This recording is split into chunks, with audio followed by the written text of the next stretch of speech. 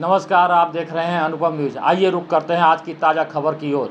खबर जनपद मिर्जापुर से। संयुक्त अधिवक्ता मंच के जिलाध्यक्ष आशुतोष अग्रवाल के नेतृत्व में जनपद न्यायालय में प्रदेश अध्यक्ष मनन चौबे के जनपद आगमन पर एक सम्मान समारोह आयोजित किया गया, जिसमें राष्ट्रीय महासचिव बैकुंठनाथ त्रिपाठी, राष्ट्रीय उपाध्यक्ष रामकृष्ण द्विवेदी, राष्ट्रीय सचिव अवनीश पांडे, राष्ट्रीय प्रवक्ता विमला शंकर दुबे, पूर्वांचल अध्यक्ष मिथिलेश पाठक, प्रदेश उपाध्यक्ष उमाकांत पांडे, जिला उपाध्यक्ष शैलेंद्र कुमार सिंह, मंडल प्रभारी राजकुमार श्रीवास्तव, मंडल उपाध्यक्ष तेज बहादुर सिंह व अभिषेक द्विवेदी आदि लोग सम्मिलित हुए। प्रदेश अध्यक्ष ने बैठक के दौरान जनपद सिविल कोर्ट में पेयजल की समस्या तथा अधिवक्ताओं के हो रहे उत्पीड़न पर खेद व्यक्त किया तथा उन्होंने ज्ञापन के माध्यम से जिला जज तथा डीएम को जिले के सिविल कोर्ट के समस्याओं से अवगत कराया तथा उनसे अनुरोध किया कि यदि इन समस्याओं का निराकरण नहीं किया गया तो संयुक्त अधिवक्ता मंच प्रदर्शन करने के लिए बाध्य होगा। आइए सुनते हैं कि इस बैठक के उपरांत प्रदेश अध्यक्ष मनन चौबे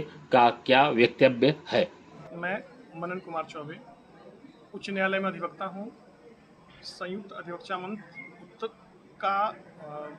उत्तर प्रदेश का प्रदेश अध्यक्ष हूँ। अधिवक्ताओं के हित के लिए आप इसमें कौन सा क्या?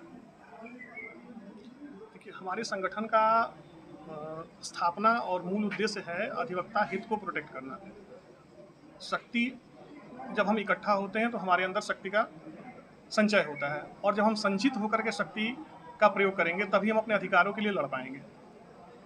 वर्तमान परिप्रेक्ष्य में जो बार और बेंच का कॉर्डियल रिलेशन था या समाज का जो सबसे प्रबुद्ध वर्ग अधिवक्ता माना जाता था, इस प्रोफेशनल डिटोरिएशन के चलते इस समय इसमें काफ़ी गिरावट आई है। हम लोग उस चीज़ को संभालने के लिए संगठित हो रहे हैं फिर से, ताकि हमारे मान और स्वाभिमान की रक्षा हो सके और हम समाज को अपने साथ लेकर के चल सकें।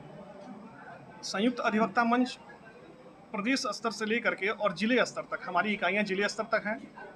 जैसे अभी हमारे साथ हमारे आशुतोष जी जिला अध्यक्ष मिर्जापुर बैठे हुए हैं, तो अभी हम लोग मैं यहाँ आया हुआ हूँ और मिर्जापुर जिले में जो यहाँ के अधिवक्ताओं की मूलभूत समस्याएं हैं हम लोग उस पर बात कर रहे हैं। बहुत जगह यहाँ देखा गया अभी सैनिटेशन की सही ढंग से व्यवस्था नहीं है। टीन शेड में अधिवक्ता बैठा हुआ है, 45 डिग्री 47 डिग्री की टेम्परेचर में अगर टीन शेड में अधिवक्ता बैठा हुआ है, बिजली कट जा रही है, सही ढंग से ठंडे पानी की व्यवस्था नहीं है, यहाँ पार्किंग की सही व्यवस्था नहीं है। तो ऐसे में संयुक्त अधिवक्ता मंच आगे आकर के संगठित रूप से इन चीज़ों का मांग जिला प्रशासन से करेगा, राज्य सरकार से करेगा कि उनके पास हमारा एक पर्टिकुलर फंड है अधिवक्ता हित के लिए, विधायक निधि से कुछ कर लें, सांसद निधि से कुछ कर दें, ताकि टीन शेड में समाज का सबसे बुद्धिजीवी वर्ग, समाज के सबसे सेंसिटिव मुद्दे को, डॉक्टर का ऑपरेशन अगर शरीर का इलाज छोड़ दे तो उसका सबसे सेंसिटिव मुद्दा होता है किसी की नौकरी बचाना, किसी की प्रॉपर्टी बचाना, किसी के कोई जेल में है उसको बाहर निकालना। इससे सेंसिटिव कोई काम समाज में नहीं है, और उस काम को हम 47 डिग्री टेम्परेचर में बैठ करके और टीन शेड के नीचे कर रहे हैं। तो ऐसे में हम यहाँ से इन्हीं मुद्दों पे भी चर्चा कर रहे थे कि कैसे इन चीज़ों को हम सुधार सकते हैं। अधिकांशतः जिला कचहरियों की स्थिति यही है कि रोड साइड में बैठने के लिए अधिवक्ता मजबूर है।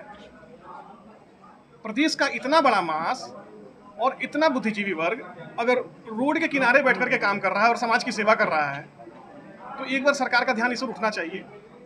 हमारे जो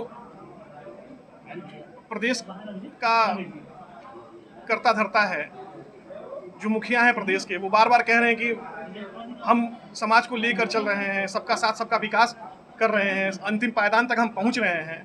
तो अंतिम पायदान तक पहुंच रहे हैं तो जो लोकतंत्र का एक मजबूत स्तंभ है उसको आप कैसे छोड़ सकते हैं और कैसे अनदेखा कर सकते हैं हमारे राइट्स। इन्हीं मुद्दों पर भी चर्चा हो रही थी और यही आज की चर्चा का विषय था हमारा। अगर आपकी मांगे मानी नहीं जाती या नहीं होता है तो आप फिर उसके बाद आप देखिए, मांग मानना नहीं माना जाने पे क्या करना, ये तो एक पार्ट है। हम पढ़े लिखे लोग हैं, हथियार तो हम चलाएंगे नहीं, अपनी मांगों को संवैधानिक तरीके से रखेंगे। जो प्रोसेस है उस प्रोसेस के थ्रू ही आना है, ज्ञापन देंगे, अपनी बातों को राज्य सरकार तक पहुंचाएंगे। नहीं पहुंचेंगे, धरना प्रदर्शन होता है, धरना प्रदर्शन के बाद आमरण अनशन होता है। वो सारी प्रक्रियाएं हैं, लोकतांत्रिक प्रक्रियाएं हैं, उनको हम अपनाएंगे। अगर शासन प्रशासन हमें मजबूर करता है, फिर से हापुड़ कांड की तरह कांड दोहराता है, अगर वो हमें लाठीचार्ज और इस तरह की चीज़ें करते हैं हमारे सामने, तो फिर हम भी करने के लिए मजबूर